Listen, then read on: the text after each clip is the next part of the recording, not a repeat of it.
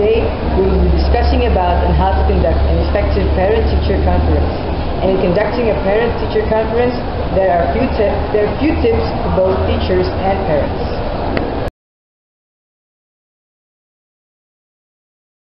For teachers, before the conference, send invitations, review student work, prepare thoughts and materials, send reminders, and create a welcoming environment. Send invitations. Disseminate information about conferences to families through flyers, notes, phone calls, and community meetings. Include information about the timing and goals of the conference, as well as alternative scheduling options in your invitations. Review student work. Be prepared to go over student data, assignments, and assessment during the conference. Think of what more you would like to learn about your students from their parents. Prepare thoughts and materials. Create an agenda or list of key issues you want to discuss about each student's progress and growth. Also consider creating a portfolio of student work to walk through with families during conference. Send reminders. The week before the conferences, send home a reminder for when and where the conference will be held. You may also want to include an outline of your agenda to prepare parents for the conference. Create a welcoming environment.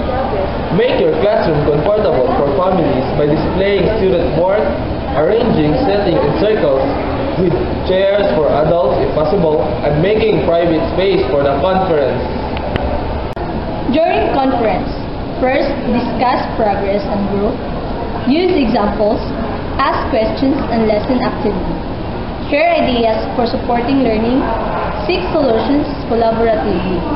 Make an action plan and establish lines of communications. And first, discuss progress and growth, starting with the positive. Let the families know their children's ability or the level of the child learns in different subjects and relationship with his peers, and help families to understand the student informations and to demonstrate progress against learning goals and to identify areas of the need of the children. Next, use example, which walk parents through the assignments of the children and the assessment that are particularly demonstrative of the student progress and abilities. Next, ask questions and lesson actively.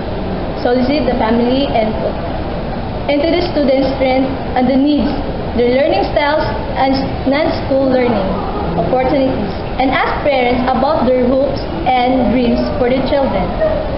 Next, share ideas for supporting learning. You should provide suggestions for activities and strategies for their family to use at home and to help their child learn and grow. Next, seek solutions collaboratively. Avoid judgments about what or they should do and instead emphasize how we can work together to resolve any problem of the children. Next, make an action plan. Spend the last few minutes discussing how you and the family will support the students. It should be specific, the kinds of things you will do, for how long you will do them, and how you will check in with one another about the progress of the children. Lastly, establish lines of communication. You should describe the family on how we communicate with them. Example, through notes, phone calls, email, etc. And they can contact you and you will give your schedule to follow up on your conference in the next few months. After the conference, follow up with families, communicate regularly, connect in class activities. Follow up with families. If practical, contact parents who attended the conference and thank them for doing so. Ask if they have further questions or concerns and send home materials that can help them support learning at home. Contact parents who did not attend as well and offer alternative ways to communicate about their child. Next is communicate regularly. Communicate on an ongoing basis with families with positive news as well as updates on students' progress and challenges.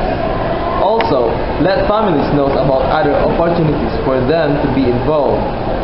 And the last one is connect in class activities. Create responsive instructional practices based on what you learned about family's culture, home learning environments, and students' strengths and needs. For parents, what should you expect? Parents should expect a two-way conversations, emphasis on learning, opportunities, and challenges. When you say two-way conversation, like all good conversations, parent-teacher conference are best when both people talk and listen. For example, parents can ask the teacher how's the performance of their children in their school. The conference is a time for you to learn about your child's progress in school. Emphasis on learning. Good parent-teacher conference focus on how well child is doing in school. They talk about how the child can do even better. To get ready for the conversation, parents should take a look at the child's homework, tests, and notices before the conference in order for the parents to be aware of the performance of their children. Opportunities and challenges. Just like the parents, teacher want your child succeed. You will probably hear positive feedback about your child's progress and areas for improvement. Be prepared by thinking about your child's strengths and challenges beforehand. Be ready to ask questions about ways you and the teacher can help your child with some of her challenges.